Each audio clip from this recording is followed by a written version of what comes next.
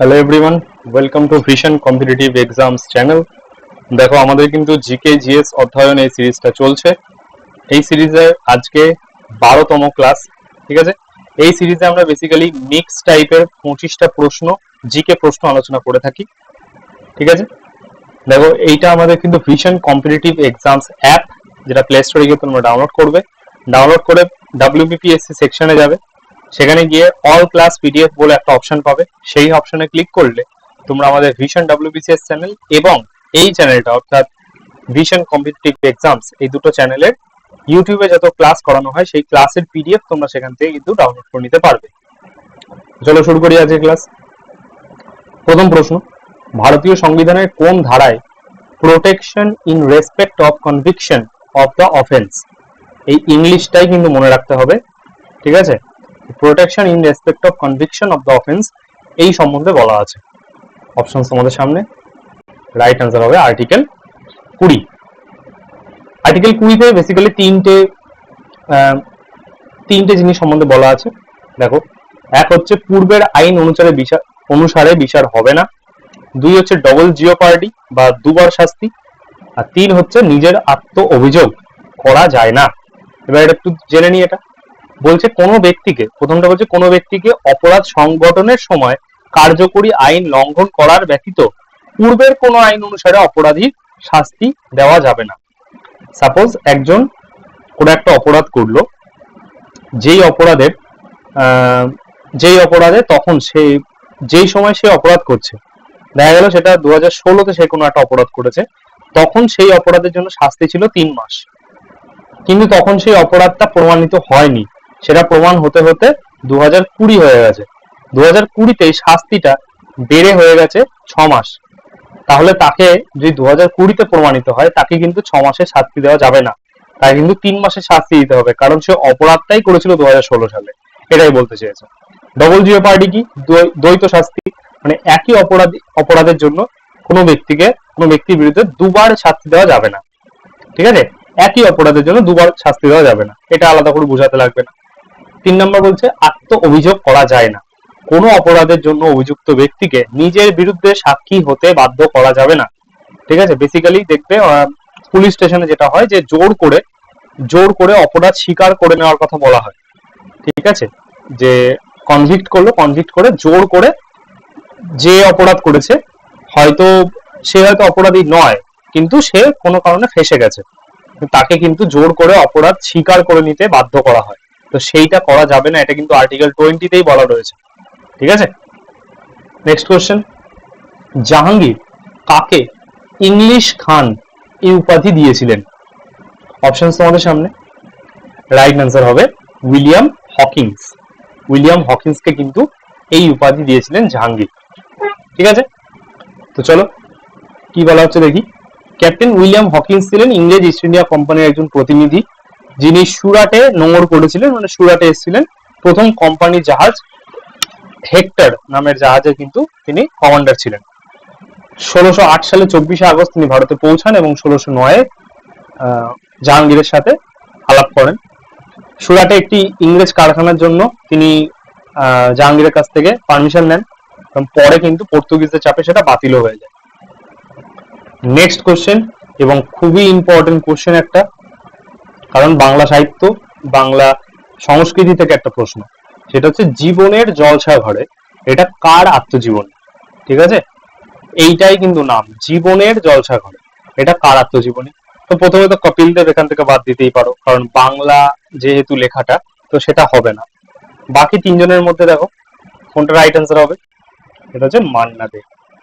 মান্না দে প্রাপ্ত কিছু গুরুত্বপূর্ণ অ্যাওয়ার্ড: 1971 সালে পদ্মশ্রী, 2005 সালে পদ্মবিভূষণ, 2007 সালে দাদা সাহেব ফালকে। নেক্সট প্রশ্ন, ভারতে ডাচদের প্রথম দিকের বসতি কোনটি? অপশন তোমাদের সামনে, রাইট আনসার হবে পুলিকট। পুলিকট হচ্ছে ভারতের ডাচদের প্রথম ও প্রধান বসতি ছিল। এছাড়াও মাসুলিপত্তনম, সুরাট, কোচিন, নাগাপত্তনম, করমন্ডল উপকূল ইত্যাদি বাংলা এবং মালাবার সহ অসংখ্য স্থানে ছিল। তারা 1605 থেকে 1825 পর্যন্ত বস্ত্র, মশলা, লবণ এবং নীল ব্যবসা এর কারখানা কিন্তু স্থাপন করেছিল ভারতে। নেক্সট কোশ্চেন, স্বাধীনতার পূর্বে স্বাধীনতার পূর্বে প্রথম কোন ভারতীয় কেন্দ্রীয় আইনসভার স্পিকার নির্বাচিত হয়েছিল? ঠিক আছে, অপশন তোমাদের সামনে। এই কোশ্চেনটা একটু কঠিন মনে হতে পারে। রাইট আনসার হবে বিঠ্ঠল ভাই প্যাটেল। বিঠ্ঠল ভাই প্যাটেল কে ছিলেন? সে হচ্ছে সর্দার বল্লভ ভাই প্যাটেলের দাদা ছিলেন বিঠ্ঠল ভাই প্যাটেল। ঠিক আছে, আচ্ছা, বিঠ্ঠল ভাই প্যাটেল ছিলেন একজন ভারতীয় বিধায়ক এবং রাজনৈতিক নেতা, স্বরাজ পার্টির সহ প্রতিষ্ঠাতা এবং সর্দার প্যাটেলের বড় ভাই। বিঠ্ঠল ভাই প্যাটেল 1925 সালে কেন্দ্রীয় আইনসভার সভাপতি হয়েছিলেন, মানে স্পিকার তখনকার দিনে। 1914 সালে বিঠ্ঠল ভাই বম্বে প্রাদেশিক আইন পরিষদের দুটি বিল, দ্যাট ইজ বম্বে জেলা মিউনিসিপাল অ্যাক্ট অ্যামেন্ডমেন্ট বিল এবং 1914 সালে দ্য টাউন প্ল্যানিং বিল, এই দুটো বিল কিন্তু তিনি উত্থাপন করার জন্য বিশেষ ভূমিকা পালন করেছিলেন। Next question, British east India company কখন বাংলায় শুল্ক মুক্ত বাণিজ্যের সুযোগ প্রদান করে? অপশন তোমাদের সামনে। রাইট অ্যান্সার হবে 1717। এটাকে বেসিক্যালি আমরা বলে থাকি ফারুকশিয়ারের ফরমান। 1717 সালের ফারুকশিয়ারের ফরমান। এখানে কি বলা ছিল দেখো, 1713 থেকে 1719 পর্যন্ত ফারুকশিয়ার ছিলেন দশমতম মুঘল সম্রাট। 1717 সালে তিনি ফরমানটা জারি করেন। এবার এখানে কি বলা আছে দেখো, এখানে বলা আছে ইংরেজ ইস্ট ইন্ডিয়া কোম্পানিকে একটি অনুদান প্রদানকারী ছাড় এবং কর মুক্ত একচেটিয়া বাণিজ্যের অধিকার দেয়। ঠিক আছে, কোথায় কোথায়? বাংলা, বিহার এবং উড়িষ্যায়, মানে বেঙ্গল প্রেসিডেন্সিতে। এই ফরমানটা সাধারণত সাধারণ কর শুল্ক প্রতিশোধ এড়ানোর একমাত্র উদ্দেশ্য নিয়ে এটা করা হয়েছিল। পণ্য চলাচলের জন্য কোম্পানিকে দস্তক বা পাস দেওয়া হয়েছিল, কিন্তু পরবর্তীকালে কোম্পানি সেটা অপব্যবহারও করতে শুরু করে। নেক্সট কোশ্চেন, খুবই ইম্পর্টেন্ট কোশ্চেন, সেটা হচ্ছে নিজামাবাদ এই শহরটা কোন নদীর তীরে অবস্থিত? অপশন তোমাদের সামনে। রাইট আনসার হবে গোদাবরী। এই গোদাবরী নদীর উৎপত্তি হচ্ছে মহারাষ্ট্রের নাসিক জেলার ত্রম্বকেশ্বর জায়গা থেকে। এটি ভারতের একটি প্রাচীনতম নদী। একে দক্ষিণ ভারতের গঙ্গা বলা হয়, খুব ইম্পর্টেন্ট। এটি ভারতের দ্বিতীয় দীর্ঘতম নদী, খুব ইম্পর্টেন্ট। গোদাবরী নদীর উপরে কি কি বাঁধ রয়েছে দেখো, ইম্পর্টেন্ট, পোলাভরম বাঁধ এবং পোচাম্পাড় বাঁধ। গোদাবরী নদীর উপনদী ইন্দ্রাবতী, পৈনগঙ্গা, ভেনগঙ্গা এবং প্রাণহিতা। নেক্সট কোশ্চেন, মহাবীরের প্রথম শিষ্য কে ছিলেন? ঠিক আছে, মহাবীরের প্রথম শিষ্য কে ছিলেন? অপশন তোমাদের সামনে, খুবই ইজি কোশ্চেন। রাইট আনসার হবে জামালি। জামালি কিন্তু মহাবীরের প্রথম শিষ্য তথা তার জামাতাও ছিলেন, অর্থাৎ জামাই। দেখো, বর্ধমান মহাবীর বিহারের বৈশালীর কুণ্ড গ্রামে জন্মগ্রহণ করেন। ঠিক আছে, এইটা কিন্তু মল্ল জনপদে ছিল। ঠিক আছে, মল্ল মহাজনপদের আন্ডারে ছিল। মল্ল মহাজনপদের আন্ডারে দুই মহাপুরুষই কিন্তু জন্মগ্রহণ করেছেন, এক হচ্ছে গৌতম বুদ্ধ, দুই হচ্ছেন মহাবীর জৈন। ঠিক আছে, গৌতম বুদ্ধ লুম্বিনীতে, আর সরি ভুল বললাম, মল্ল মহাজনপদে কিন্তু দুজন মহাপুরুষই মৃত্যুবরণ করেছিলেন। ঠিক আছে, গৌতম বুদ্ধ এবং মহাবীর দুজনেই। আচ্ছা, মহাবীরের পিতা ছিলেন সিদ্ধার্থ, তিনি ছিলেন ক্ষত্রিয়দের জ্ঞাত্রিক বংশের প্রধান। আর গৌতম বুদ্ধ ছিলেন হচ্ছে শাক্য বংশের। ঠিক আছে, আচ্ছা, মহাবীরের মাতা ছিলেন ত্রিশলা, তিনি লিচ্ছবি জাতির মহিলা। আর তিনি জৈন ধর্মের, মানে মহাবীর ছিলেন জৈন ধর্মের 24তম তীর্থঙ্কর। তিনি বিহারের পাবাপুরীতে মৃত্যুবরণ করেন। ঠিক আছে, তোমরা কমেন্ট করে জানাও গৌতম বুদ্ধ কোথায় মৃত্যুবরণ করেছিলেন? মহাবীরের যে প্রতীক ছিল সেটা হচ্ছে সিংহ। নেক্সট কোশ্চেন, কত সালে ডোগরি ভাষাকে ভারতীয় সংবিধানের 8ম তফসিলে অন্তর্ভুক্ত করা হয়েছিল? ডোগরি ভাষাটাকে কবে ভারতের সংবিধানে ইনক্লুড করা হয়েছিল, সালটা জানতে চেয়েছে। ঠিক আছে, আমরা সবাই জানি আমাদের সংবিধানে প্রথমে কিন্তু 14টা ভাষা স্বীকৃত ছিল, তারপরে কিন্তু 3টে অ্যামেন্ডমেন্ট দ্বারা কিন্তু টোটাল ভাষার সংখ্যা হয়েছিল 22টা। 3টে অ্যামেন্ডমেন্ট দিয়ে কিছু ভাষা যোগ হয়ে টোটাল ভাষার সংখ্যা দাঁড়িয়েছিল 22টা। ঠিক আছে, প্রথমে হচ্ছে তোমার 1967 সালে, ঠিক আছে, ফার্স্টে হচ্ছে 1967 সালে 21তম অ্যামেন্ডমেন্ট দ্বারা, ঠিক আছে, 21st অ্যামেন্ডমেন্ট দ্বারা যোগ হলো সিন্ধি। তারপরে হচ্ছে 92, ঠিক আছে। 1992 যোগ হলো হচ্ছে কোঙ্কানি, মণিপুরি আর হচ্ছে নেপালি। এটা যোগ হলো কততম অ্যামেন্ডমেন্টে? সেটা হবে 71st অ্যামেন্ডমেন্ট, ঠিক আছে, 71st অ্যামেন্ডমেন্ট। আর লাস্ট হচ্ছে তোমার 2003-এ, হ্যাঁ 2003-এ যোগ হলো 4টে ভাষা, সেটা হচ্ছে বোডো, এটা হচ্ছে ডোগরি অর্থাৎ এইটা, তারপরে হচ্ছে মৈথিলি এবং ফাইনালি সাঁওতালি বা সাঁওতালি, ঠিক আছে। তো আমাদের রাইট আনসার হবে 2003। কততম? সেটা হচ্ছে 92তম। এখানে একদম ডিটেল যেটা আমি ওখানে আলোচনা করলাম এটা এখানে লেখা রয়েছে। নেক্সট কোশ্চেন, 1862 সালে London India committee, London India committee এটা কে প্রতিষ্ঠা করেছিলেন 1862 সালে? অপশন আমাদের সামনে। কোশ্চেনটা একটু কঠিন কিন্তু ইম্পর্টেন্ট। রাইট অ্যান্সার হবে সিপি মুদালিয়ার। সিপি মুদালিয়ার কিন্তু এটা স্থাপন করেছিলেন।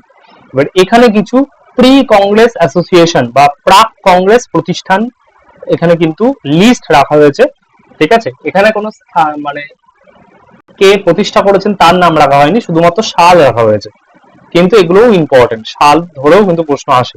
যেমন বঙ্গ Bhasha Prakashika Sabha, land holders society, Bengal British India society, British Indian association, Bombay association, Madras native organisation, London Indian society, East India association, national Indian association, Poona Sarvajanik Sabha, Indian league, Indian association of Calcutta, Madras Mahajan Sabha, Bombay Presidency association, ঠিক আছে।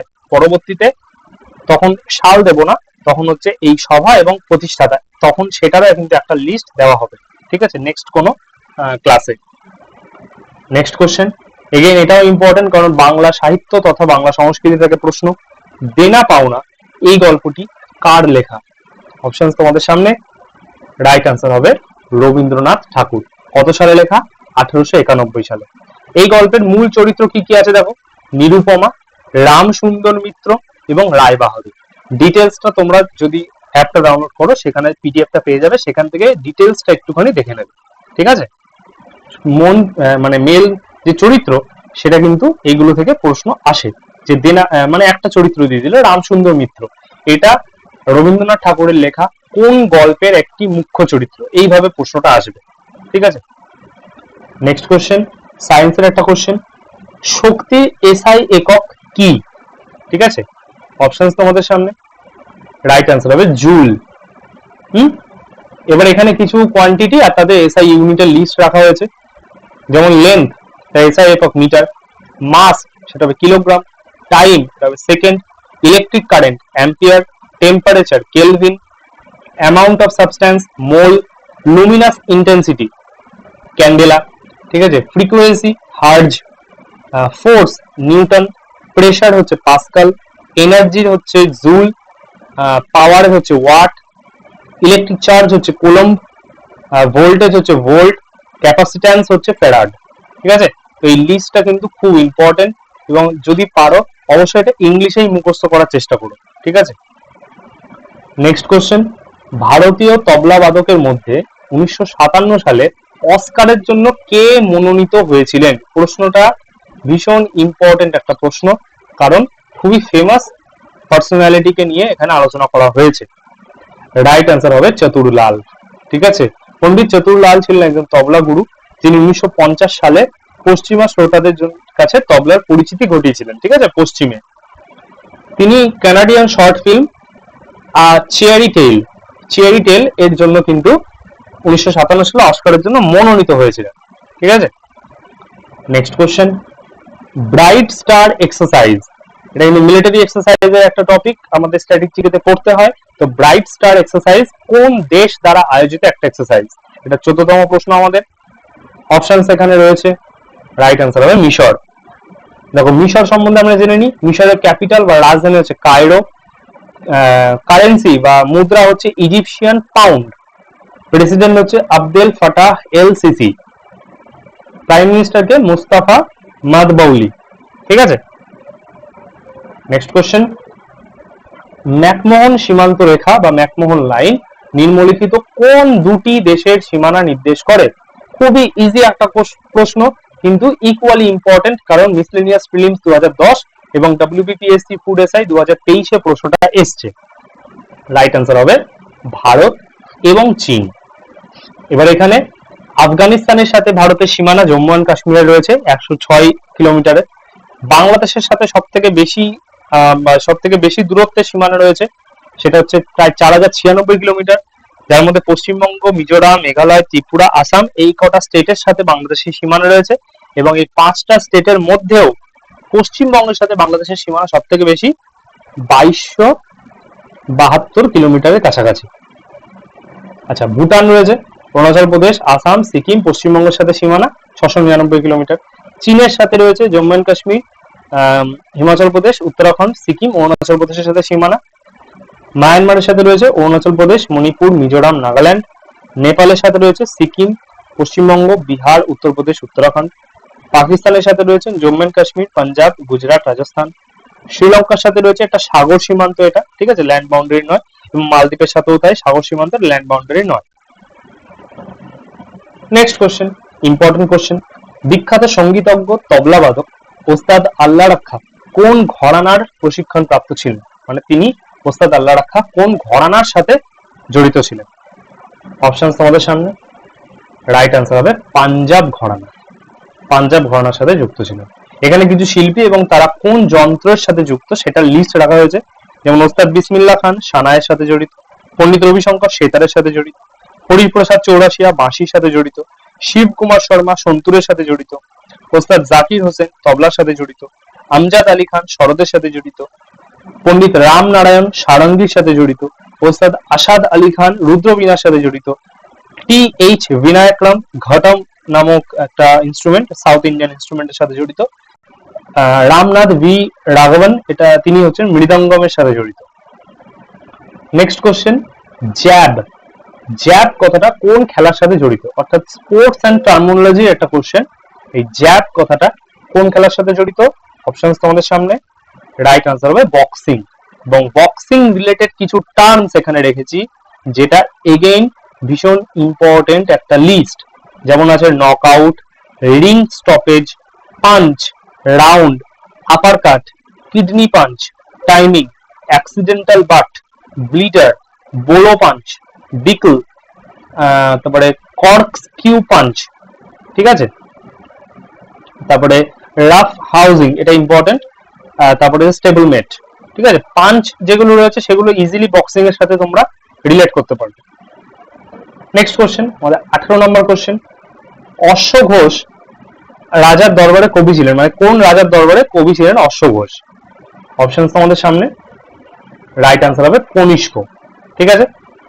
অশ্ব ঘোষ কনিষ্কের যুগের অন্যান্য বৌদ্ধ পণ্ডিত ছিলেন তিনি সংস্কৃত ভাষায় লেখা শুরু করেন।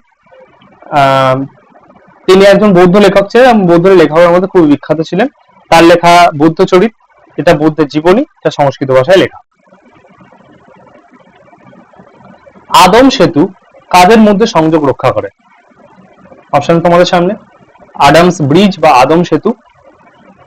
রাইট আনসার হবে ভারত এবং শ্রীলঙ্কা।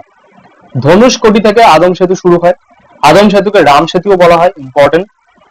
এটি উত্তর পশ্চিম শ্রীলঙ্কার নিকটবর্তী মান্নার যে দ্বীপপুঞ্জ সেইখান থেকে শুরু হয় এবং ভারতের দক্ষিণ পূর্ব যে উপকূল রামেশ্বরম তার সাথে কিন্তু কানেক্ট হয়। এই সেতুটা 48 কিলোমিটার দীর্ঘ এবং মান্নার উপসাগরকে পক প্রণালী থেকে পৃথক করে। তো মান্নার উপসাগর এবং পক প্রণালী থেকে পৃথক করে এটা। রামেশ্বরম মন্দিরের নথি অনুযায়ী 1480 সালে একটা ঘূর্ণিঝড়ে এটা ভেঙে যায় এই সেতুটা এবং সমুদ্রের তলায় এটা তলিয়ে যায়। তো যখনই হচ্ছে ভাটার কারণে বা যে কোনো কারণে যখনই জলস্তর নিচে চলে যায় তখনই কিন্তু এই আদম সেতু বা অ্যাডামস ব্রিজের কিন্তু উপরিস্থল কিছু কিছু কিন্তু ফুটে ওঠে, ঠিক আছে। নেক্সট কোশ্চেন, আন্তর্জাতিক বাঘ দিবস ইন্টারন্যাশনাল টাইগার ডে কবে পালিত হয়? এসএসসি সিজিএল 2023 আসা প্রশ্ন। অপশনস তোমাদের সামনে। রাইট আনসার হবে 29 July. 2025 international tiger day theme কি ছিল? Securing the future of Tigers with indigenous people and local communities at the heart, এটা ছিল থিম, ইম্পর্টেন্ট, পরীক্ষাতে আসতেই পারে। নেক্সট কোশ্চেন, কুনুর, কুনুর কোন নদীর উপনদী? এটা ইম্পর্টেন্ট এই কারণে, অপশনগুলো দেখেই বুঝতে পারছো এটা কিন্তু আমাদের পশ্চিমবঙ্গের একটা রিভার। তো ওয়েস্ট বেঙ্গলে যত রকমের পরীক্ষা হয় সেই সমস্ত পরীক্ষার ক্ষেত্রে এটা কিন্তু ইম্পর্টেন্ট, এটা কিন্তু একদম ভিভিআই দিয়ে রাখো, কারণ প্রথমত এই নদীটাই অনেকের কাছে অজানা, কুনুর, ঠিক আছে? তো এটা কিন্তু ইম্পর্টেন্ট, এটা ডব্লিউবিসিএস মেন্স 2023-এও এসেছিল। রাইট আনসার হবে অজয় নদী। তো অজয় নদী পশ্চিমবঙ্গের একটা প্রধান নদী, এটি ঝাড়খণ্ডের সাঁওতাল পরগনার পাহাড় থেকে যাত্রা শুরু করে, ভাগীরথীর অন্যতম প্রধান উপনদী, যা গঙ্গার একটা উৎসস্তম্ভ। এই নদীটা দামোদর এবং ময়ূরাক্ষীর নদীর মধ্যে দিয়ে প্রবাহিত হয়, ঠিক আছে? অজয় নদীর একটি উল্লেখযোগ্য অংশ পশ্চিমবঙ্গের বীরভূম এবং বর্ধমান জেলার মধ্যে দিয়ে প্রবাহিত হয়, ঠিক আছে? আচ্ছা, পশ্চিমবঙ্গের সিউড়ি এবং দুবরাজপুরের মতো শহরগুলো অজয় নদীর তীরে অবস্থিত। নেক্সট কোশ্চেন, আমাদের 22 নম্বর কোশ্চেন, চতুর্থ পঞ্চবার্ষিকী পরিকল্পনা কত সালে শুরু হয়েছিল? অপশন তোমাদের সামনে, খুবই ইজি এটা অ্যান্সার করা। রাইট আনসার হবে 1969। আমি আগেও বলেছি 1969 এই সালটা যখনই আসবে একটা জিনিস অটোমেটিক্যালি যেন মাথার মধ্যে চলে আসে, সেটা হচ্ছে এই সালে আমাদের পশ্চিমবঙ্গ থেকে কিন্তু বিধান পরিষদ, বিধান পরিষদ এটা কিন্তু ল্যাপস হয়ে গেছিল, ঠিক আছে? চলো, খরা এবং অবমূল্যায়ন মুদ্রাস্ফীতির চাপের পরিস্থিতিতে ইন্দিরা গান্ধী এই পরিকল্পনা শুরু করেছিলেন, তার প্রস্তাবিত প্রথম পরিকল্পনা এটা, চতুর্থ পঞ্চবার্ষিক পরিকল্পনা। এটা কিন্তু অশোক রুদ্র মেনন মডেলের উপরে ভিত্তি করে হয়েছিল, ঠিক আছে? স্থিতিশীলতা বিকাশ এবং অর্থনৈতিক স্বনির্ভরতা অর্জন করা ছিল এটার মূল লক্ষ্য।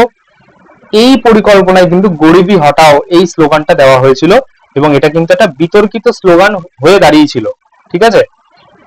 তো এটা 1971-এর নির্বাচনেরও একটা মেন স্লোগান হয়ে দাঁড়িয়েছিল এটা। পরম শূন্য তাপমাত্রা হলো সেই তাপমাত্রা যেখানে ড্যাশ, মানে এখানে কোন স্টেটমেন্টটা হবে বা কোন লাইনটা এখানে ফিট হবে। অপশন তোমাদের সামনে, এটা আমাদের 23 নম্বর কোশ্চেন। রাইট আনসার হবে পদার্থের অণুগুলোর গতি স্তব্ধ হয়ে যায়। কিছু এখানে পয়েন্ট দেখে নি, যেমন সর্বনিম্ন তাপমাত্রা, পরম শূন্য উষ্ণতাই হলো সর্বনিম্ন তাপমাত্রা। আণবিক স্থিরতা, এই তাপমাত্রায় পদার্থের অণুগুলোর অনুবাদমূলক বা ট্রানজিশনাল গতি সম্পূর্ণভাবে থেমে যায়। গতিশক্তির অভাব হয়, অণুগুলোর কোনো গতিশক্তি না থাকার কারণে মূলক দ্বারা স্থির হয়ে পড়ে। এবং তাপীয় শক্তি, পরম শূন্য তাপমাত্রায় তাপীয় শক্তি উৎপাদন করার জন্য কোনো আণবিক গতিই থাকে না, কোনো গতি অবশিষ্ট থাকেই না সেখানে। নেক্সট কোশ্চেন, নিম্নলিখিত মুঘল সম্রাটদের মধ্যে কে ধ্রুপদী হিন্দু পৌরাণিক গ্রন্থ রামায়ণ এবং মহাভারতের ফার্সি ভাষায় অনুবাদ করিয়েছিলেন? করেছিলেন না, করিয়েছিলেন, ঠিক আছে? এটা এসএসসি সিজিএল 2024 আসা প্রশ্ন, ইম্পর্টেন্ট প্রশ্ন।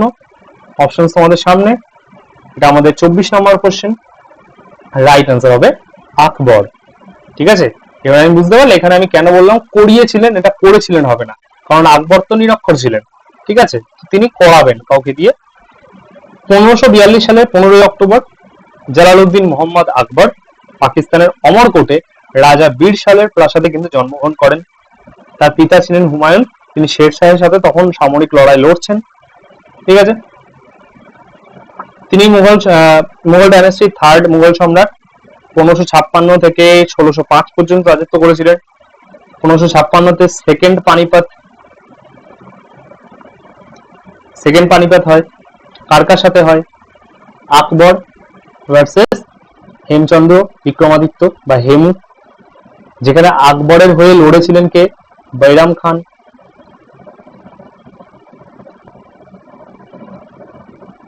বৈরাম খান, যেই বৈরাম খানের ছেলেকে আকবর উপাধি দিয়েছিলেন আব্দুল রহিম খান ই খানা, ঠিক আছে? চলো নেক্সট কোশ্চেন এবং আমাদের লাস্ট কোশ্চেন, থাইপুসাম। আগের দিনকে আমরা একটা লিস্ট করেছিলাম, এরকম একটা লিস্ট ছিল, সেখানে আমরা রাজ্য এবং ফেস্টিভ্যালের একটা লিস্ট দিয়েছিলাম, সেখানে কিন্তু এটা ছিল থাইপুসাম। তো ওই জন্যই বলছি যে আমাদের 1 নম্বর ক্লাস থেকে শুরু করে আজকে কত নম্বর ক্লাস, এই এত নম্বর ক্লাস পর্যন্ত একটা ক্লাসও কিন্তু মিস করবে না, কারণ প্রত্যেকটা ক্লাস একটার সাথে আরেকটা কিন্তু কানেক্ট করা থাকে। আগের ক্লাসের কিছু না কিছু কোশ্চেন বা কোনো না কোনো এক্সপ্লানেশন থেকে কিন্তু পরের ক্লাসের কোশ্চেন আলোচনা হয়, যাতে তোমরা রিভিশনেও হতে পারে। তো থাইপুসাম ভারতের কোন রাজ্যে পালিত একটা উৎসব? অপশন তোমাদের সামনে, রাইট আনসার হবে তামিলনাড়ু। আগের দিনকে ছিল এটা। তামিলনাড়ুতে আর কি কি উৎসব হয় ইম্পর্টেন্ট, যেমন পুথান্ডু যেটা তামিলের নিউ ইয়ার, পোঙ্গাল হয়, থাইপুসাম যেটা এখানে আলোচনা করা হলো, কার্তিকাই দীপম, তারপরে থিরুভারাইয়াও ফেস্টিভ্যাল, নাট্যাঞ্জলি ডান্স ফেস্টিভ্যাল, মাহামাহাম এটাও ছিল আগের দিনকে, চিথিরাই ফেস্টিভ্যাল, জাল্লিকাট্টু খুব ইম্পর্টেন্ট, এটা পরীক্ষাতে বহুবার আসে, এটা ষাঁড়ের লড়াই অ্যাকচুয়ালি বা ষাঁড়ের রেস, তারপরে নবরাত্রি, তারপরে হচ্ছে কুলশেখরাপত্তনম দশহরা ফেস্টিভ্যাল, তারপরে কুভাগম ফেস্টিভ্যাল। এগুলো হচ্ছে তামিলনাড়ুতে পালিত হওয়া কিছু ফেমাস ফেস্টিভ্যাল। তো এই ছিল আজকে আমাদের ক্লাস। ক্লাসটি যদি ভালো লেগে থাকে অবশ্যই একটা লাইক দেবে। ক্লাসটিতে যে যে প্রশ্নগুলো জানতে চাওয়া হয়েছে অবশ্যই কমেন্টে জানাবে। ক্লাসটি কেমন লাগলো ওভারঅল, যদি একদম প্রথম থেকে ক্লাসটা দেখো, কেমন লাগলো, একটা পজিটিভ হোক নেগেটিভ হোক, তোমার যা মনে হয় একটা কমেন্ট করে অবশ্যই জানাবে। ক্লাসটি যদি মনে হয় বন্ধুদের মাঝে শেয়ার করা যাবে তো অবশ্যই শেয়ার করবে। থ্যাংক ইউ সকলকে যারা যারা ক্লাসটা দেখলে। দেখা হচ্ছে আমাদের পরের ক্লাসে। Thank you everyone.